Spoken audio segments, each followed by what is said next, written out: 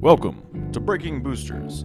Stay a while as I open packs of magic cards using voices and characters from my Dungeons & Dragons sessions.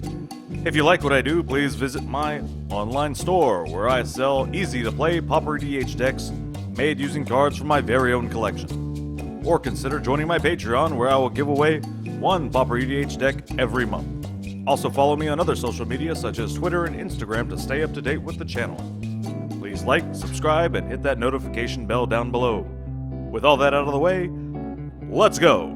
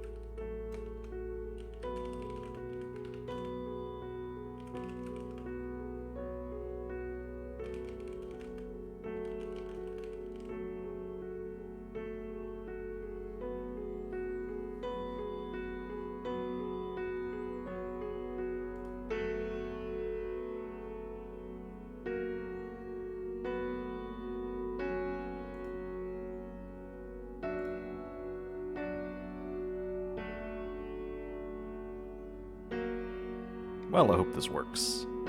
Welcome, everybody, to Shuffling Thoughts, Episode 4.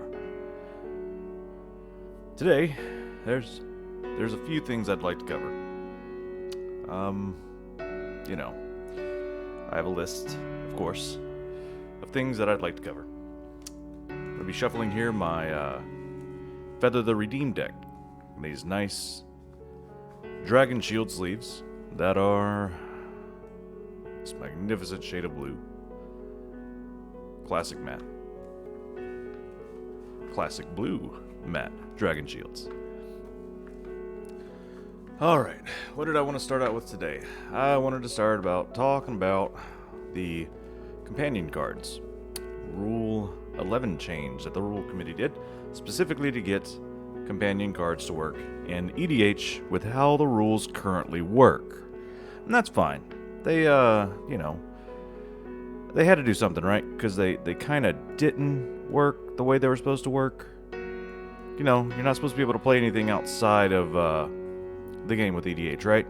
As long as it's outside the game, you're not supposed to be able to get... That's why wish cards and all that good stuff doesn't work, right? So, to that end, they had to make a rule change, and it was only one word, other. They put other in there, and yeah. Now you can play companion cards and cards like companion in your EDH deck legally. Fantastic. Now we're all playing by the rules. Great. I still don't agree that they should be in there, but, you know, whatever.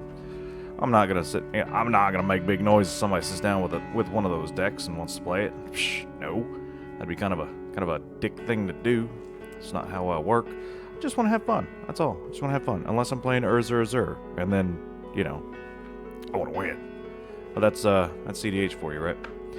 So, on top of that rule change, we also had Flash banned in EDH. So that's something.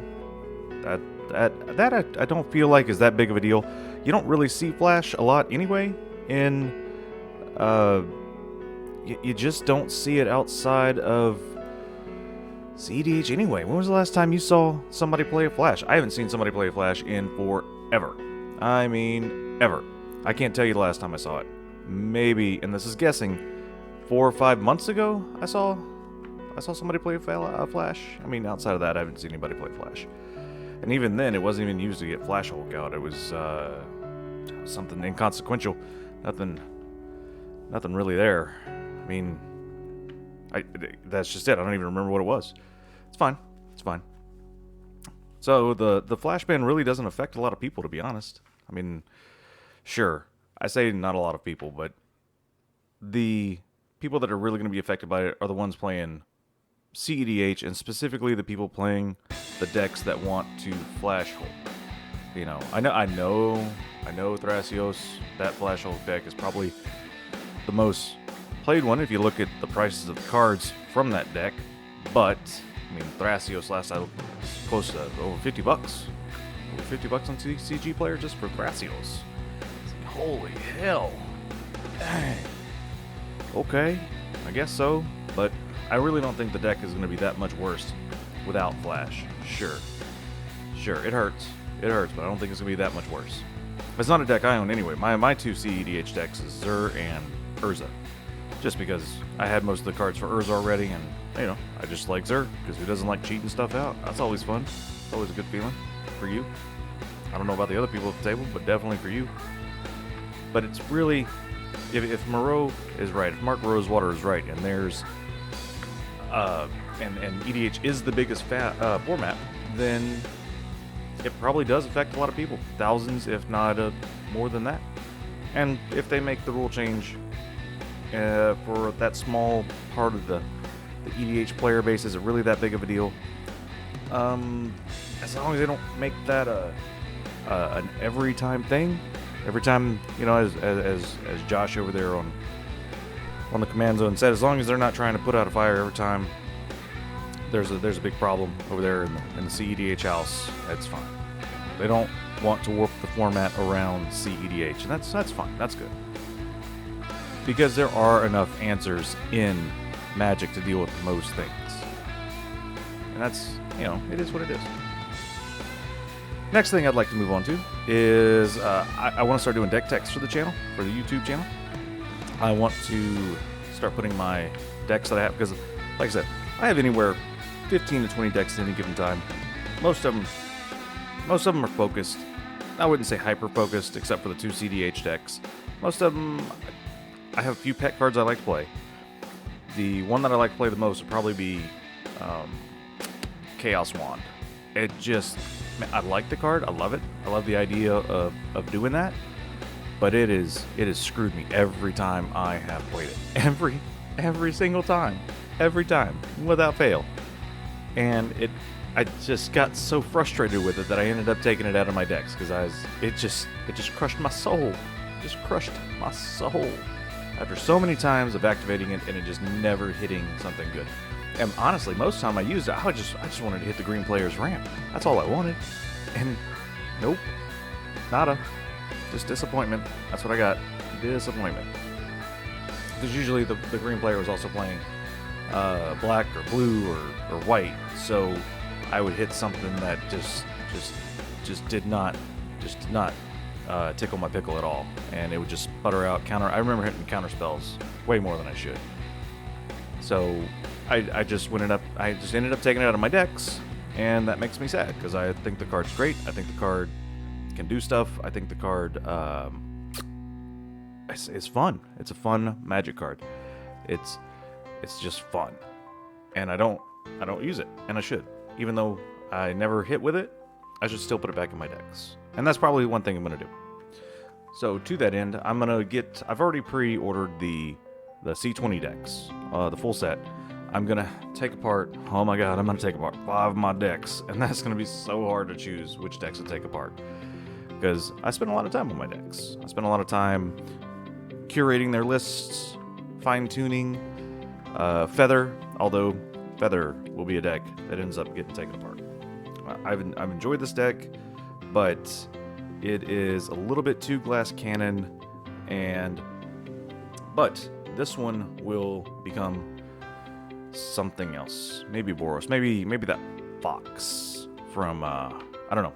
I'm gonna pick one of the C20 decks and merge this deck into it. Maybe just take a little bit of the good stuff out of the C20. Nah, I'm gonna like there's some good cards in here. Let's see. There's Eros, God of Victory, Smothering Tithe, which by the way is starting to go back up, even though it just got reprinted in one of the Challenger decks, I believe. Path to Exile, We got Sacred Foundry, Jesla, Valakut Ori, Homeward Path. Homeward Path's got to go in every deck. Enlightened Tutor. So, I mean, there's some cards that will make it out of this deck and into one of the new C20 decks. That's cool. That's, it's going to be hard, though, to pick a deck to take apart. Super hard. But it will happen. I will do it. The other reason why is because I need more casual decks for use in Play EDH Discord, because I find that I don't have enough decks that I can really use and that are good for Play EDH for the Discord. Like I was playing on a couple of games on Friday and Saturday, and like Gonti, not the best card for Play EDH, because that you're supposed to reveal 4 of your cards, but not reveal. You just show them to that person who targeted you with Gonti, right?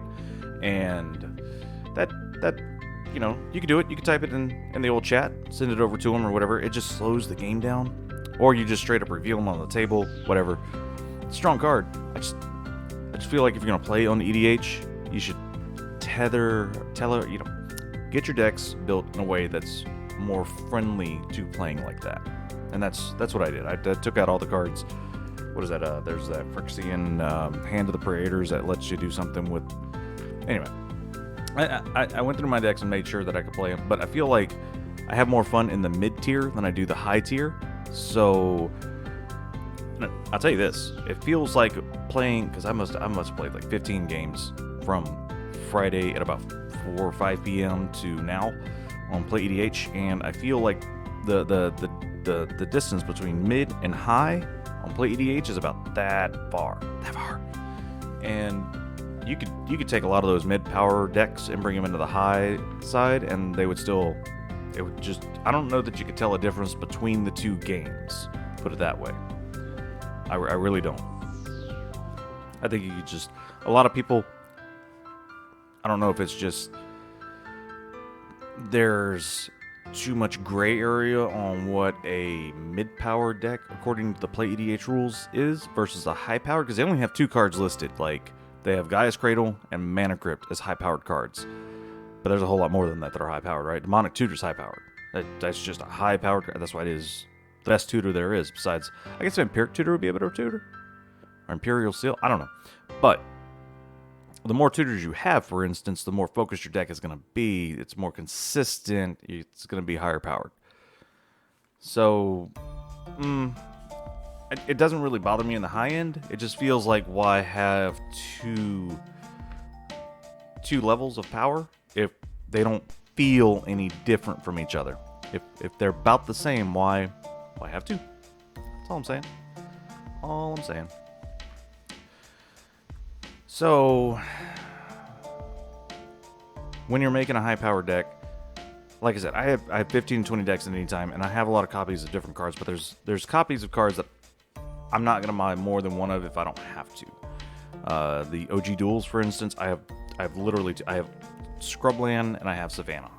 I have 2 Scrublands because when I was at Magic Fest Austin, a guy just happened to be happening by, talking to a friend of his at the table I was playing in the command zone, and he told his friend he was trying to sell these 2 OG Duels and nobody would offer him, more than $100 for each one. They were in good condition. They were not near mint, but they were really close. And the guy was like, "Yeah, I just want to get $90 for each one." And I said, "Well, I just sold some cards and it had some cash burning a hole in the old pocket there." So I was like, "Well, you know what? You want money, and I have money. I want those cards, so I will take those cards off of you." And success. We made a deal. 2 parties consented. Goods and services exchanged hands for a monetary sum. Boom. Done. But not everybody's in that financial position, and EDH is not a format where you have tournaments. Sanctioned tournaments by WotC, right?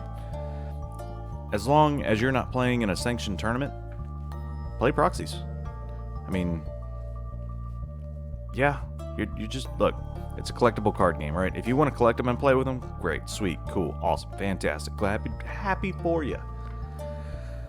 But I don't want to play. In the rules for EDH, over there at mtgcommander.net, they tell you that gold borders are proxies.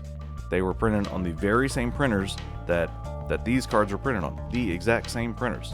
They were printed by WotC. They were just, because they don't have the Magic backing on them, they're not, legal Magic cards to play in any tournament, just like the CEs and all that. So, I mean, personally, I'm a fan of the Golden Border. I love it.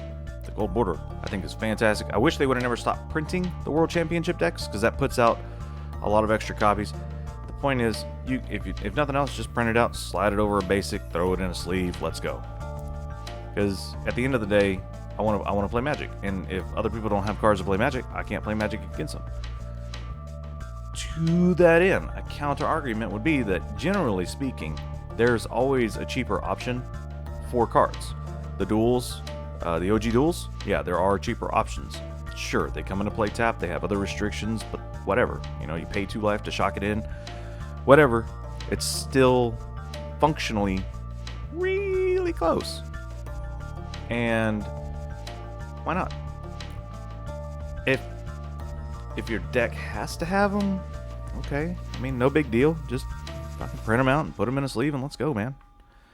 It's not a deal breaker for me, is what I'm saying. If you have to print it out, whatever. Let's go. Like, we were trying to get a CDH pod going in one of my LGSs, and we were doing it like right before all this COVID stuff hit the fan. And I was like, God dang it. Well, there goes that one. And we were going to allow up to 5 proxies. So you would just proxy the cards that were the most expensive that you needed, and a lot of legacy, or what is it, vintage? A lot of vintage tournaments, LGSs are doing that too. They'll allow you to proxy so many in, and that's fine. But for EDH, it's especially fun. We were going to have like a $1 buy-in. Pod gets a prize pack, and the winner gets to decide how to either take it all or split it all up or whatever. Not to do anything like high competitive or anything, but just a little more incentive to get people into the shop. That was all. And I thought that was neat. That was part of the reason that's part of the reason why I wanted to get that Urza deck together and the Zur deck together, so I could have 2 decks. And if somebody was there that wanted to play but didn't have a CDH deck, I was like, oh, here, borrow this one. With, be careful. Don't mess with my cards. I love my cards. Don't bend them. But it's one that you can play with. Come on, let's get a game in. It's only $1 buy-in. You spend on that. You spend more than that on a bottle of water. Come on, and you're gonna have a good time. So, oh well. I think it shouldn't be a problem, but whatever. Everybody has their own opinions, right? Bottom line is that I think they really shouldn't be an issue in EDH. Since that's the only format I play, that's the only one I really care about, to be honest. Alright, the other thing I want to talk about is Seb McKinnon's Kickstarter number 3. It is finished, it is ended, and it's time. I think I'm waiting on the email right now to decide what arts to pick. He's got the one with old Drew and Rebecca, the collaborations, and a couple of guest artists on the Kickstarter.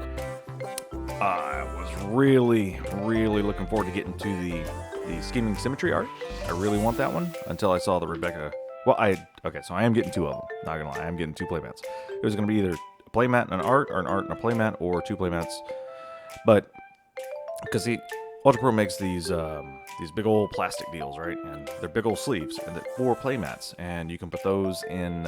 Just put some Velcro on the back of them, and hang them on the wall, or you can just buy a custom frame to put your playmat in and hang that on the wall. I think I'm gonna go the frame route myself.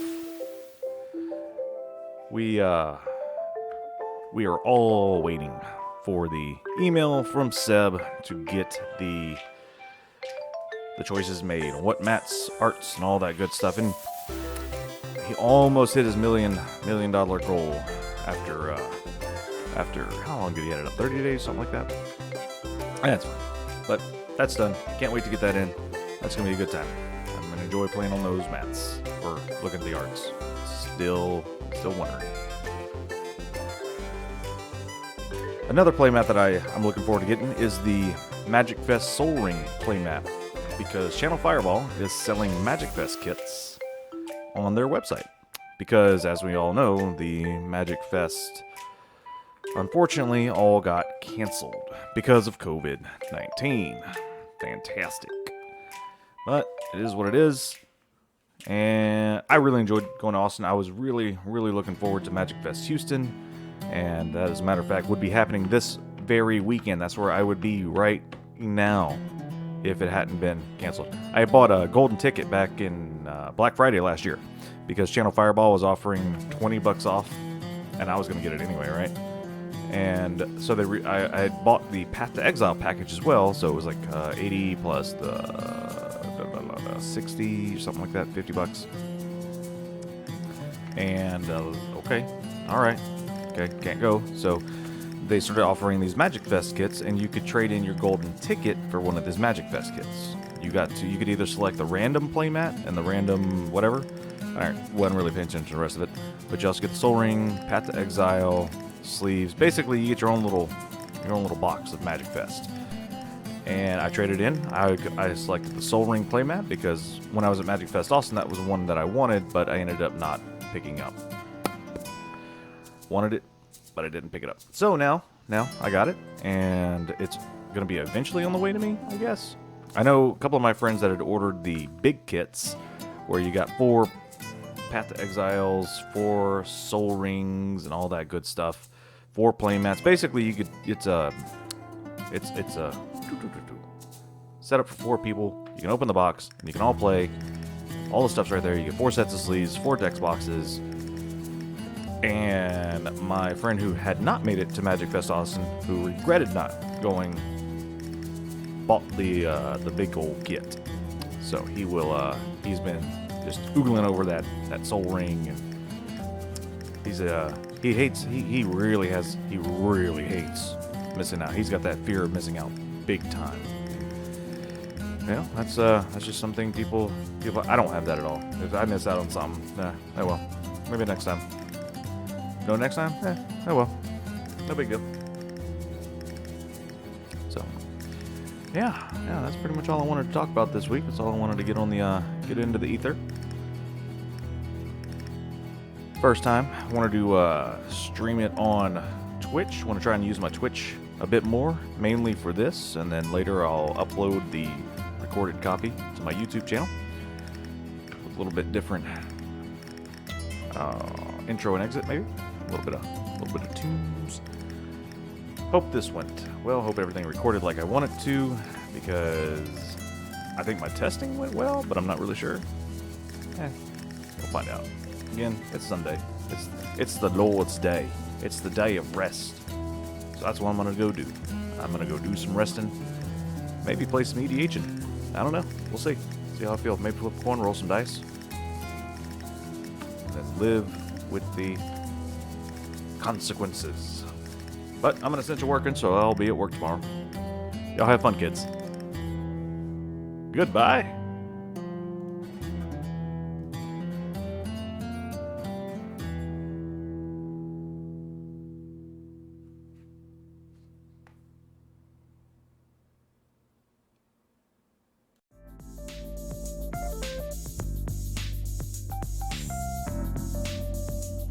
Thank you for watching my video. I enjoy making these videos, and you all make it possible.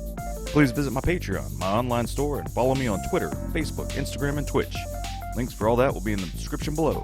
And while you're down there, please hit that like, subscribe, and notification buttons. See you next time.